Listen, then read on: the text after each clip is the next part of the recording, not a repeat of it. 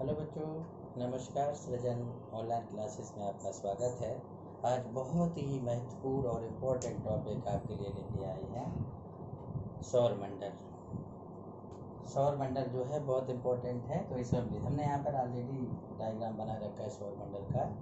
तो इसमें दो पॉइंट हम आपको समझा दें, एक ग्रह और एक उपग्रह। ग्रह, ये सभी ग्रह हैं सौर मंडल में। वैसे 9 ग्रह थे। 2006 में जो प्लेटो को ग्रह होने की सीढ़ी से बाहर कर दिया गया है। तो वर्तमान में सौर मंडल में 8 ग्रह हैं, यानी बुध, शुक्र, पृथ्वी, मंगल, बृहस्पति, शनि, अरुण, वरुण, ये 8 ग्रह हैं। अब हम बारी बारी करके हर किसी के बारे में जानकारी लेंगे और उन पॉइंट का, उस बिंदु का हम डिस्कस करेंगे जो परीक्षाओं की दृष्टि से महत्वपूर्ण है। तो सबसे पहले हम लेते हैं सूर्य। तो सूर्य का इम्पोर्टेंट है कि कभी क्या आता है कि सूर्य की सतह का टेम्परेचर कितना होता है। तो सूर्य की सतह का टेम्परेचर होता है 6000 डिग्री सेल्सियस। पॉइंट नंबर बहुत महत्वपूर्ण है। दूसरा पॉइंट है यहाँ पर कि आँखों से दिखाई देने वाला सूर्य का कौन सा भाग है। तो वो है आपका प्रकाश मंडल। प्रकाश मंडल ये सूर्य का वो हिस्सा है जो आँखों से दिखाई देता है। इसको इंग्लिश में फोटोस्फीयर कहते हैं, फोटोस्फीयर। तीसरा पॉइंट महत्वपूर्ण है कि जब सूर्य ग्रहण पड़ता है तो सूर्य का कौन सा हिस्सा दिखाई देता है। तो वो है आपका कोरोना।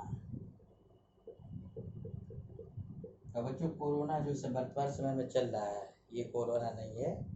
तो कोरोना हिस्सा सूर्य ग्रहण के समय दिखाई देता है। ये 3 पॉइंट याद कर रहे हैं। क्या क्या पॉइंट? सूर्य की सतह का टेम्परेचर कितना होता है, 6000 डिग्री सेल्सियस। नंबर 2, आँखों से सूर्य का दिखाई देने वाला भाग कौन सा है, प्रकाश मंडल या फोटोस्फीयर। और तीसरा है सूर्य ग्रहण के समय सूर्य का कौन सा भाग दिखाई देता है, वो है आपका कोरोना।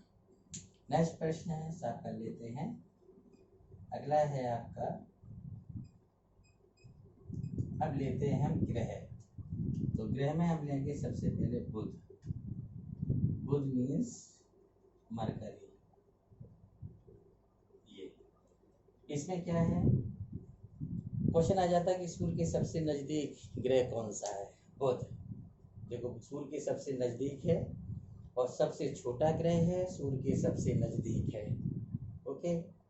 सूर्य जो बुध है, सूर्य का एक चक्कर 88 दिन में लगा देता है। बुध का एक दिन पृथ्वी के 90 दिनों के बराबर होता है और बुध का कोई भी उपग्रह नहीं है। दूसरा है आपका शुक्र, जिसे आप वीनस अंग्रेजी में बोलते हो। इसमें क्या है, बुध के बाद सूर्य सबसे नजदीक ग्रह है। बुध के बाद शुक्र सबसे नजदीक ग्रह है सूर्य के। इसका भी कोई उपग्रह नहीं है और शुक्र का भी कोई उपग्रह नहीं है। शुक्र सबसे चमकीला ग्रह है। इसका कारण है यहाँ पर 90 से 95% CO2 पाया जाता है। 90 से 95% जब CO2 ज़्यादा पाया जाता है तो ये शुक्र क्योंकि जलता हुआ आग का गोला है, इसलिए सबसे चमकीला ग्रह है शुक्र, यानी कि वीनस। सुबह दिखता है तो इसे हम भोर का तारा यानी कि मॉर्निंग स्टार कहते हैं। शाम को दिखता है शुक्र तो इसको हम इवनिंग स्टार या सांझ का तारा कहते हैं। इसका जो आकार है ये लगभग पृथ्वी के बराबर है, इसलिए शुक्र को पृथ्वी की भगिनी भी कहते हैं। इसका भी कोई उपग्रह नहीं है। शुक्र 225 दिनों में सूर्य का चक्कर लगा देता है। अब तीसरा आपका ग्रह है पृथ्वी। पृथ्वी का एक उपग्रह है चंद्रमा। चंद्रमा पृथ्वी के आसपास घूमता है। पृथ्वी को नीला ग्रह कहते हैं। पृथ्वी को हम नीला ग्रह कहते हैं, यानी कि पानी की उपस्थिति के कारण पृथ्वी को नीला ग्रह कहते हैं। पृथ्वी का एक ग्रह जिसका नाम है चंद्रमा। ठीक है बच्चों, अब चलते हैं नंबर 4। ये साफ कर लेते हैं।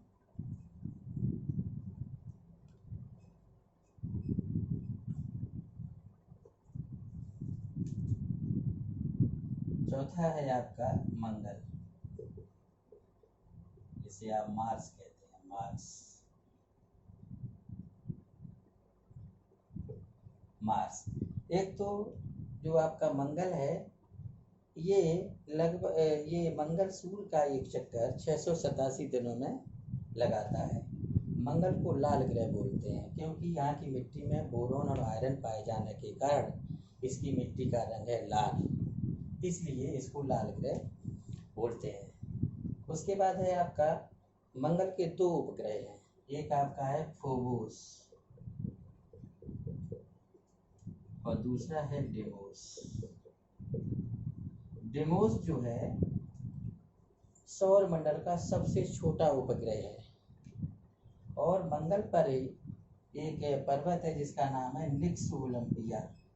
निक्स ओलंपिया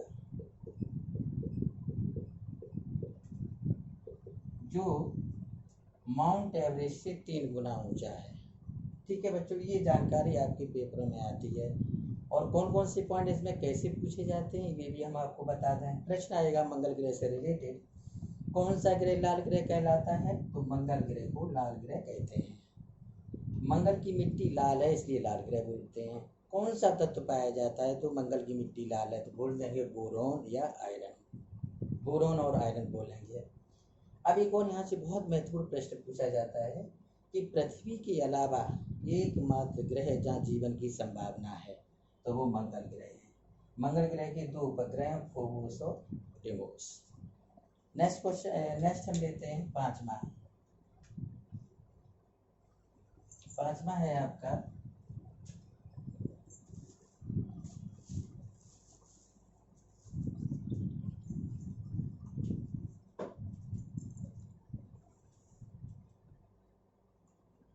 मंगल के बाद आप लेते हैं बृहस्पति। Brihaspati means Jupiter. ठीक है, इससे देखो और जुपिटर जो है यानी कि बृहस्पति आकार में सबसे बड़ा ग्रह है। आकार में सबसे बड़ा ग्रह।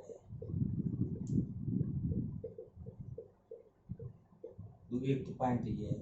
दूसरा पॉइंट है सबसे ज्यादा उपग्रह हैं, 63 उपग्रह हैं इसके। सभी ग्रहों में सबसे ज्यादा उपग्रह हैं, 63 उपग्रह हैं बृहस्पति के।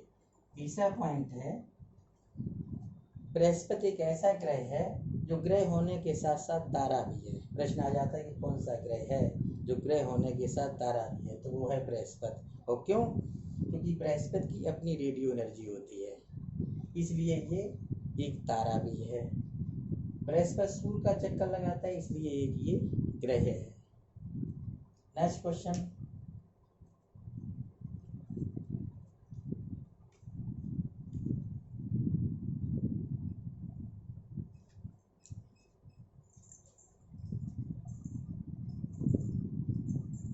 बृहस्पति का नंबर आता है आपका शनि,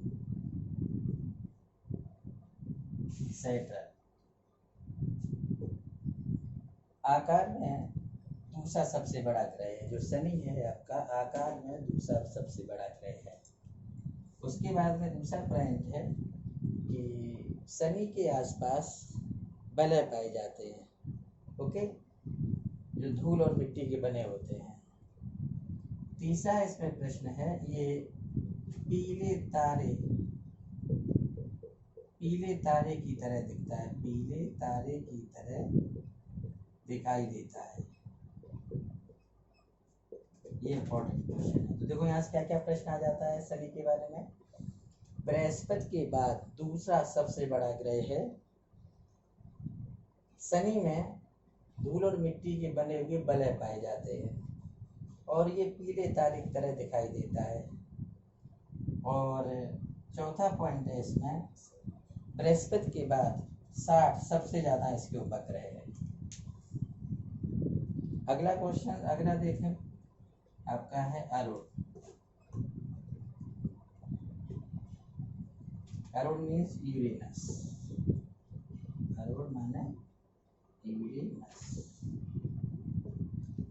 अब देखो अरुण क्या है, इसके अक्षीय झुकाव के कारण ज्यादा झुका हुआ है, तो इसके अक्षीय झुकाव के कारण इसको हम लेटा हुआ ग्रह बोलते हैं, लेटा, इसे लेटा हुआ ग्रह बोलेंगे।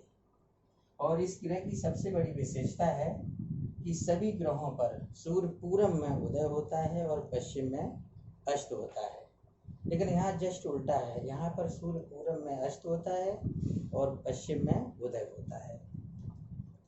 इसके उपग्रह हैं 27, ठीक है। और जो अरुण है आपका 84 वर्षों में, अरुण जो है आपका ये 84 वर्षों में सूर्य का एक चक्कर लगाता है, 84 वर्षों में, ठीक है। नेक्स्ट है वरुण, नेपच्यून।